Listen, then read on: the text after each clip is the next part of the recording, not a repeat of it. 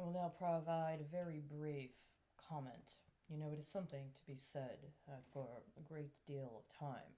Maritime vessels are usually given a feminine implication. They're referred to as she, usually named after a woman.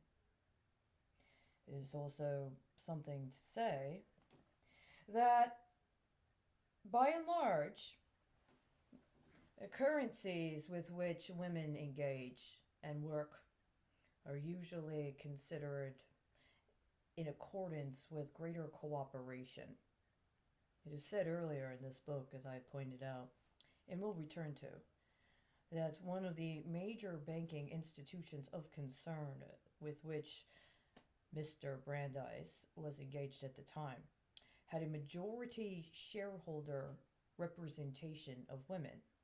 If women had determined that engaging in ownership of shares of stock at a particular point in time was not only a form of economic sustainability, but also a form of political organizing, insofar as a social group, it was important to be shareholders and to understand what that meant and to exercise that right as well as all of the attendant other possibilities that came with it. I say this now because we are certainly at a time of transition where these considerations need to be taken into consideration very significantly. The role that women are playing in the economy these days is very important, but it's also very important to not allow for these cycles of dispossession of what we've already accrued and what we've already accumulated. It's also very important to address a sort of fallacy that a woman who independently is highly productive, incredibly creative, and potentially able to contribute a great deal to society at large, for some reason must be stripped down or dispossessed of some portion of her wealth so that it can be otherwise distributed in a manner that a man is not. These are very, very pertinent realities that we are still dealing with all this time later.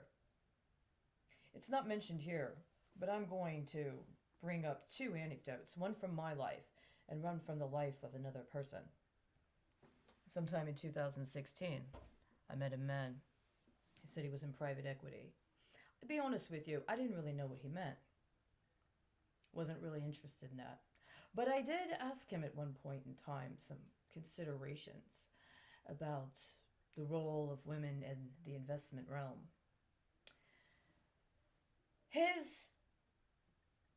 acknowledgement of my query led me to information that said that by and large these days that women find their capital and their startup for their own ventures by engaging in crowdfunding or in some sort of pooling of personal assets, but that less than 1% of private equity goes to women owned businesses. If less than 1% of private equity goes to women owned businesses, then what is happening in regards to women's leadership in the business world with the other 99% of private equity? Are we supposed to believe that 99% of private equity is created by men? I don't think, as Mr. Brandeis said, that that is founded in fact. But it also reminds me of something I also read, going all the way back to the days of the Constitutional Convention.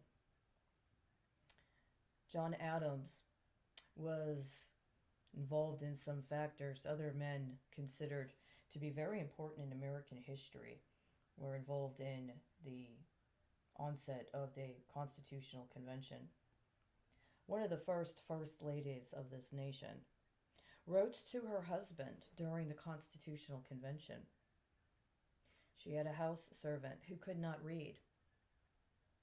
And she considered the understanding that it was acceptable to have house servants, but that they were not literate, to be a great calamity, something that the country was going to have to address. She saw it both as a personal matter, related to her understanding of her role, but also understanding where her husband was at the time. He wrote her a letter in response and told her that at this important time in our country's history, he could not be bothered with such woman's foolishness. What did they say? Less than 1% of private equity goes to women owned or women headed businesses. You know, that's a considerable disparity, even from 1914. We're way overdue.